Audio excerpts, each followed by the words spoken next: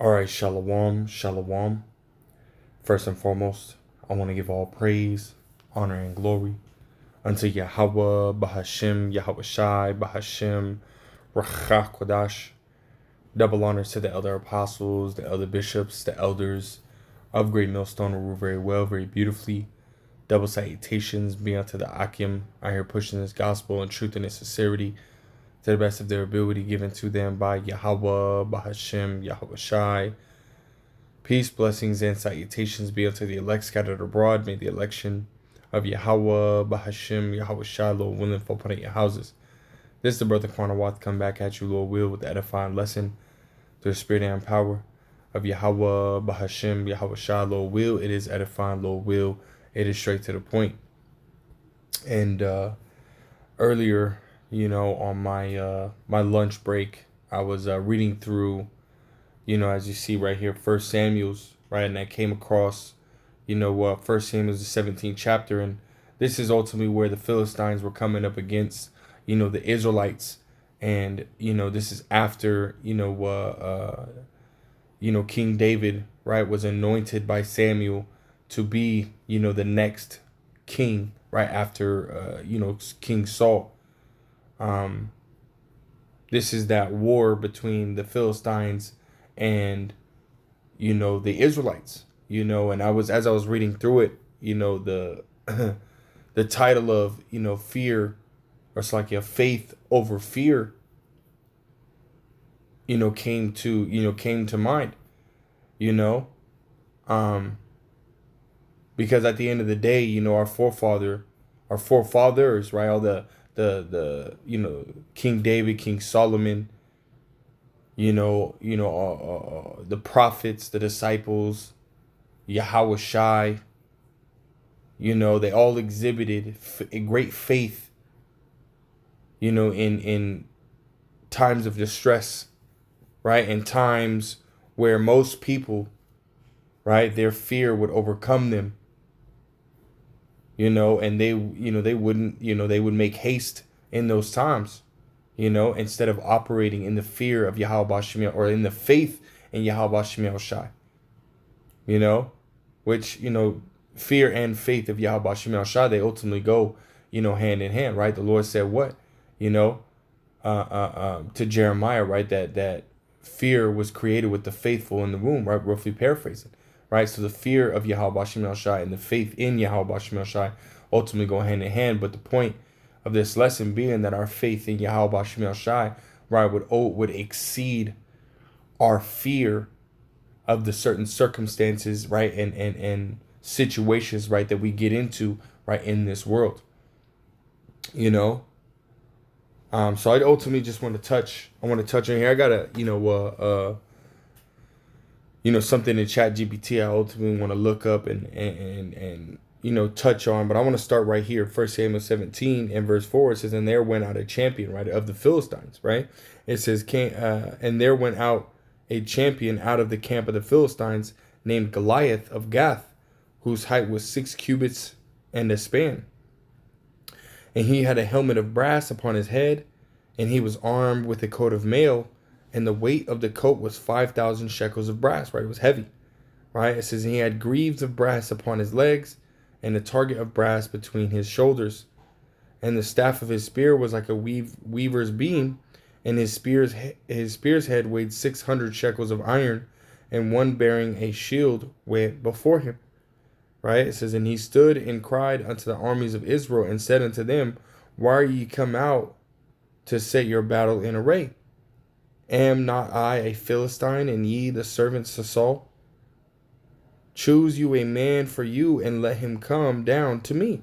Right? So ultimately, to have, an individual duel or battle, right? It says, "If ye be able to fight with me and to kill me, then will we be your servants. But if I prevail against him and kill him, then shall ye be our servants and serve us." And the Philistines said, "I defy the armies of Israel this day. Give me a man that we may fight together." Right? It says, "When Saul and all Israel heard those words of the Philistine, they were dismayed and greatly afraid." Right? They were afraid. Right? This man Goliath, right, being, extremely big, extremely tall, right? A man, basically trained in the art of war, right, since he was young, right? To him being older, right? Again, and mixed with his size, right? He, they're seeing all this like, damn, this guy is crazy, you know.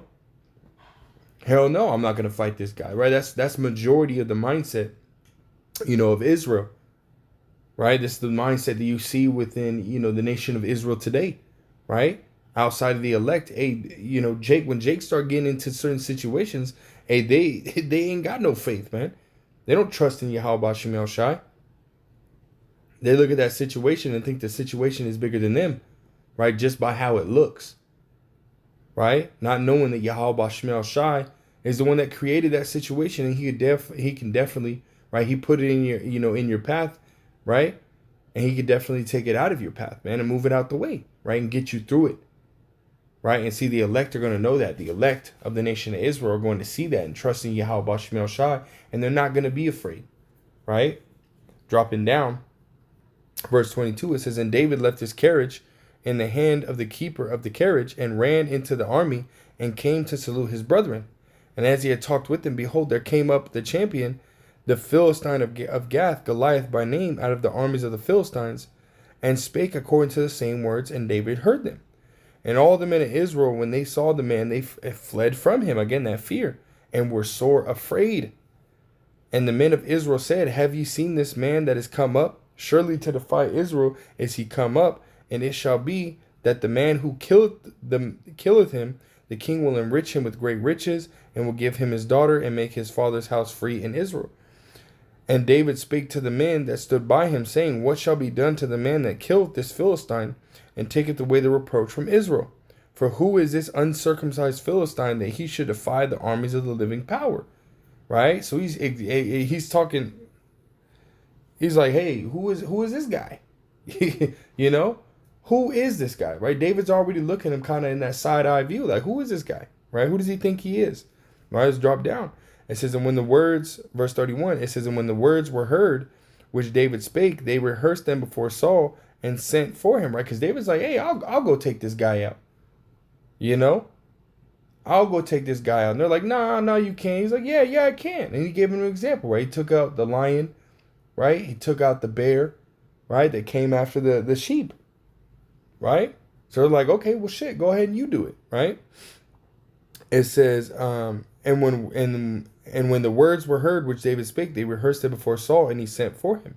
And David said to Saul, let no man's heart fail because of him. Thy servant will go and fight with this Philistine. And Saul said to David, thou art not able to go against the Philistine to fight with him, for thou art but a youth, and he a man of war from his youth. Right? And here's the point, right? And David said unto Saul, thy servant kept his father's sheep, and there came a lion and a bear, and took a lamb out of the flock. And I went out after him, and smote him, and delivered it out of the hands of the mouth. And when he rose against me, I caught him by his beard, and smote him, and slew him. Right? He killed that lion. Right? He killed that bear. Right? It says the servant slew both the lion and the bear, and this uncircumcised Philistine shall be as one of them, seeing he hath defied the armies of the living power. Right? So we have faith in Yahweh Shem Shai. He's like, hey, the Lord delivered that lion and that bear into my hands. He'll do the same thing to this man, right? Again, faith, right? The faith that King David had, right, exceeded his fear of that circumstance, right? Of that situation that he was ultimately being faced with. Right? It says David said, moreover, Yahweh Ba'Shem Shai, that deliver me out of the paw of the lion and out of the paw of the bear, he will deliver me out of the hand of this Philistine. And Saul said unto David, go, and Yahweh Ba'Shem Shai be with thee. And Saul armed David with his armor, and he put on a helmet of brass upon his head. Also he armed him with a coat of mail. And David girded his sword upon his armor, and he essayed to go, for he had not proved it. And David said unto Saul, I cannot go with these, for I have not proved them. And David put them off him, right? So he went without armor, without a sword, without armor, right? It says, and he took his staff in his hand and chose him 5 smooth stones out of the brook and put them in his shepherd's bag, which he had, even in his script. And his sling was in his hand, and he drew near to the Philistine. And the Philistine came on and drew near unto David, and the man that bare the shield went before him. And when the Philistine looked about and saw David, he disdained him, for he was but a youth and ruddy and of a fair countenance. And the Philistine said unto David, Am I a dog that thou comest to me with staves? And the Philistine cursed David by his gods.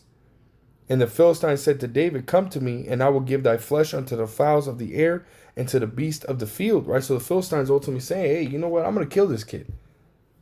You know? Because he's bigger, he's faster, he's stronger, you know, than King David. You know, a man of war. Right? But see, again, right? Even though the circumstance and the situation is bigger than King David at the time, see, Yahweh Shemel, it's not too big for Yahweh Shemel Shai. You know? It says, And the Philistine said to David, Come to me, and I will give thy flesh unto the fowls of the air and to the beasts of the field. Then said David to the Philistine, Thou comest to me with the sword and with the spear and with the shield. But I come to thee in the name of Yahweh Shemel Shai of hosts, the power of the armies of Israel, who thou hast defied. This day will the Lord deliver thee into mine hand, and I will smite thee and take thine head from thee. And I will give the carcasses of the host of the Philistines this day unto the fowls of the air and to the wild beasts of the earth, that all the earth may know that there is a God in Israel, right? Which is a heavy statement, man, right? That right there is a great show of faith, right? This is the same faith that we have to show towards Yahweh Shemel Shai in these situations, man, that we ultimately get into, that the Lord puts us in, right? The Lord ultimately put us in situations, right, to see our faith, to test our faith, right? And the ultimate test of our faith is coming, right? That persecution, right? Where Esau is ultimately going to come in, you know, like a flood with his army, with his men, his, you know, as the elder Apostle Gabar calls him, right? His Gestapo, right? To come after us for preaching this word, you know, which is prophecy, right? It's prophesied that, you know, that persecution would happen. It's happened before, right? It's going to happen again, you know? And in those times, right, we gotta show forth faith under Yahweh Shemel Shai, right? Our faith has to exceed our fear in those days, right? It says, 1 Samuel 17 and verse 47, it says, And all this assembly shall know that Yahweh saveth not with sword and spear, for the battle is the Lord's, Yahweh by Shemel Shai, and he will give you into our hands. Right? It says, that it came to pass when the Philistine arose and came and drew nigh to meet David, that David hasted and ran toward the army to meet the Philistine. And David put his hand in his bag and took thence a stone and slang it and smote the Philistine in his forehead, and the stone sunk into his forehead, and he fell upon his face to the earth. So David prevailed over the Philistine with a sling and with a stone, and smote the Philistine and slew him, but there was no sword in the hand of David. And see, you best believe that the Lord Yahweh Shemel Shai put that extra oomph behind that stone. Right? So him being, you know, a young man, right? You know, you take a rock now and you throw that rock, right? It's not, you know, you might hurt somebody, you might, you know, break the skin and, you know, make them bleed a little bit, but it's not going to sink into their head, you know? So you best believe that there was the Lord Yahweh Shemel Shai, ultimately he, you know, put a little extra oomph, you know, into David's throw, man. Right? So that was a divine, you know, a divine situation, right, that had taken place, meaning the Lord intervened, you know? The Lord intervened. You never know, right? The Lord can have it to where that rock was going so freaking fast, right? You almost couldn't see it, you know? Right? That right there is heavy, man. Right? But again, this right here is an example, right, of one of our forefathers, right? How their faith ultimately exceeded their fear. While everybody else was fearing, while everybody else was afraid, right? He kept his faith in Yahweh Shemel Shai and prevailed. You know? As it reads in, you know, Romans 15:4, the things that are written aforetime are written for our learning. Right? And he said what? He gave us the spirit. He gave us not, was that First Timothy's 2 Timothy's 1:7. 2 Timothy's 1:7 says, "For the Most High hath not given us the spirit of fear, but of power and of love and of a sound mind." Right? He didn't give us a spirit of fear to fear these situations, right? That we ultimately get into. No, we're to trust in Yahweh B'Shem Yahushua at all times. You know? Blessed be the man that trusteth in the Lord Yahweh B'Shem Yahushua, and whose hope the Lord is. Right? Jeremiah 17:7. You know?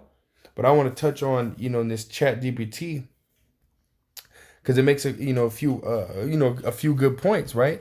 I asked that, I said, what does it look like when one's faith exceeds their fear? Right? It says when a person's faith exceeds their fear, it doesn't necessarily mean they stop feeling afraid. It means their trust becomes stronger than their fear, so they obey, endure, and move forward despite it. Right? You might feel a little bit of jitters, you might feel, a little bit of anxiety or whatnot, but at the end of the day, right, that fear, is kicked to the curb, right? And that faith kicks in, that faith takes over, and Lord, will we be part of the elect? That's what's going to happen for us, right? When these situations ultimately arise, hey, the Lord's going to have our back, right? It says in the Bible often looks like what? Obedience despite uncertainty, right? Abraham left his homeland without knowing where he was going. Hebrews 11:8. We're going to grab it, right? So he still had unanswered questions, but he trusted the Most High enough to act. Let's go ahead and grab that, right? This is Hebrews chapter 11, which is a beautiful chapter, right?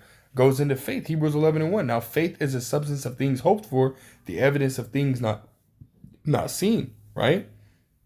It says, for by it the elders obtained a good report. Through faith we understand that the worlds were framed by the word of the Most High, so that things which are seen were not made of things which do appear. So let's drop down, right? Verse 8. It says, by faith Abraham, when he was called to go out into a place which he should after receive for an inheritance, obeyed, and he went out not knowing whither he went. By faith he sojourned in the land of promise, as in a strange country, dwelling in tabernacles with Isaac and Jacob, the heirs with him of the same promise. Right? For he looked for a city which hath foundations, whose builder and maker is the Most High. Talking about the kingdom. Right? So he didn't know. Right? The Lord constantly was testing him, constantly, put him through, different situations, right? To prove his faith. And guess what? He remained faithful. Right? He didn't know, he didn't know. He's like, hey, Lord, you want me to go here? I guess I'm going to go here. Left his father's house, right? To travel to a place he ain't never been. That's faith, right? And again, this whole chapter goes into, our forefathers, foremothers, and the faith that they had. I want to jump up to verse 6. It says, but without faith, it is impossible to please him. For he that cometh to the Most High must believe that he is, and that he is a rewarder of them that diligently seek him. So we have to have faith, right? In order to please Yahweh B'Shem Yahushua, we have to have faith, right? So it says what? Obedience despite uncertainty. The next one is what? Peace in the middle of trouble. It says Yahushua slept during a storm while the disciples panicked, right? Faith produces stability even when circumstances are unstable. Right? Yahushua is our ultimate example of faith. Right? Ultimate example of faith. Right? The Lord, he had spiritual power. Right? He was able to rebuke the wind, rebuke the storm. And then talking to the disciples, so, O ye of little faith. Matter of fact, let's grab that. Mark 4. Was that verse 31?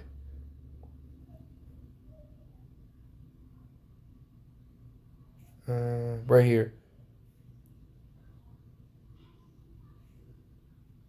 Mark 4:36. It says, and when they had sent away the multitude, they took him even as he was in the ship, and there was also with him other little ships. And there arose a great storm of wind, and the waves beat into the ship, so that it was now full. And he It says, and he was in the hinder part of the ship, asleep on a pillow. And they awake him and say unto him, Master, carest thou not that we perish? And he arose and rebuked the wind and said unto the sea, Peace, be still. And the wind ceased, and there was a great calm. And he said unto them, Why are ye so fearful? How is it that ye have no faith? Right? Because at that moment, their fear exceeded their faith. You know? And Yahweh shall rebuke them. Right? It says, and they feared exceedingly and said one to another, What manner of man is this, that even the wind and the sea obey him? Right? Yahweh Shai he is the greatest example of faith that we have. You know, and he rebuked them and said, How is it? Well, you know, why are you so fearful? Right? How is it that you have no faith? You know? This is heavy, right? Let's go back, right? It says peace in the middle of trouble, right? Trusting in the Lord, right? And Yahweh Shai even said, in the world ye shall have tribulation, but in me ye shall have peace. So as we go through these different situations, right? As we go through, you know, this, you know, I wouldn't say life because we're really not living, right? This moment of survival, right? Let's call it that, right? This moment of survival, and we continue to trust in the Lord, right? Knowing that the Lord is going to get us through these things. You know, we have faith in Yahweh Shemel Shai, and it exceeds our fear of the situation, right? It says courage to stand alone. Daniel continued praying, though he knew it could cost him his life. Shadrach, Meshach, and Abednego refused to worship Nebuchadnezzar's image, even when threatened with the fiery furnace, right? Daniel, the 3rd chapter, which you can go and read it, right? So they didn't know if the Most High would deliver them, but they trusted him regardless, right? Perseverance through suffering. The apostles continued preaching after being beaten and imprisoned because they feared the Most High more than man, right? That faith and fear, again, go hand in hand, right? And you can go read it in Acts, the 5th chapter, right? It says practically, when faith exceeds fear, a person makes decisions based on conviction rather than anxiety, right? They make not haste in the time of trouble, right? They trust and believe in Yahweh Shemel Shai that he would get them through that situation. It says, does what they believe is right even when it's costly. Waits patiently instead of forcing outcomes through panic, right? Prays before reacting, right? I mean, you ultimately, you know, what does it say? Cast thy burdens upon the Lord, right? Hey, Lord, I need help. Lord, Yahweh Shemel Shai, man, I need help. I can't do this alone, right? Understanding, right? Lord King David said, our strength cometh from heaven, right? Cometh from the Lord, not our own self, right? Matter of fact, let me grab this. One of my favorite precepts, man. Right, ultimately, you know, it keeps you humble, right? Knowing this, Psalms 33 and verse 16, it says, there is no king saved by the multitude of an host. A mighty man is not delivered by much strength, right? It says, an horse is a vain thing for safety, neither shall he deliver any by his great strength. Behold, the eye of the Lord Yahweh by Shemel Shai is upon them that fear him, and upon them that hope in his mercy, to deliver their soul from death and to keep them alive in famine. Right, so the Lord's saying what? Right, He's going to help and deliver those that fear and have faith in Him. Right, so when it comes to these different situations, right, we're going to do what? Pray before reacting. Right, to the best of our ability, understanding we're still in this flesh, but hey, for the most part, you know, we try to pray, right, before entering into a situation, or before, you know, if we know that this is what's going to happen, or this is going to be the outcome, or hey, you know, we're going to pray about it, right? It says remains hopeful when circumstances appear hopeless, you know?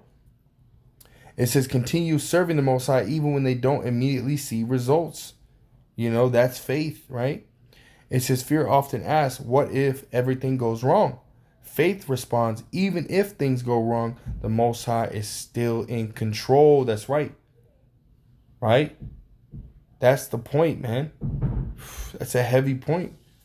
It says, that doesn't mean faith ignores danger or wisdom.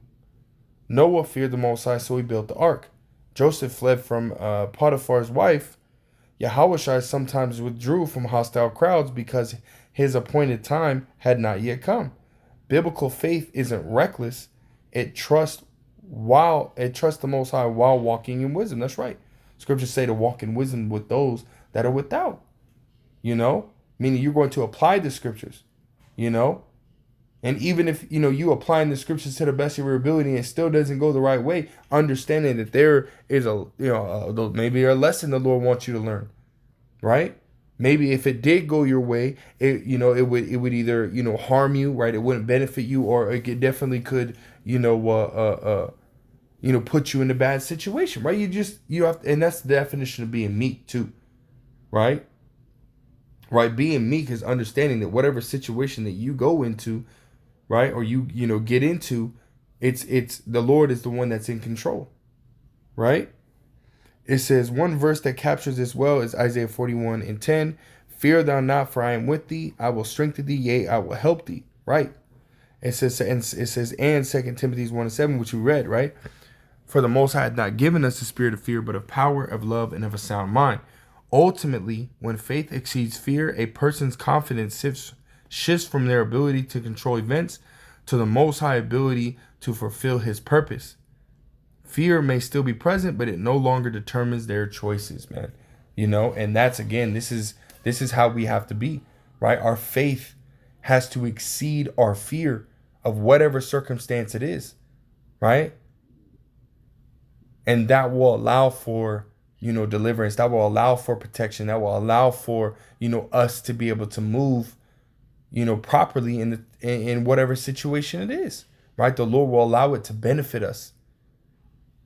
Lord, will we be part of the elect, man? Our faith has to exceed our fear, But I was just meditating on that, man. Lord will, it was edifying. Lord will, straight to the point. I want to give all praise, honor, and glory unto Yahweh, Bahashim, Yahweh Shai, Bahashim, Rechak, Wadash, double honors to the elder apostles, the elder bishops, the elders of Great Millstone. Till next time, I say shalom.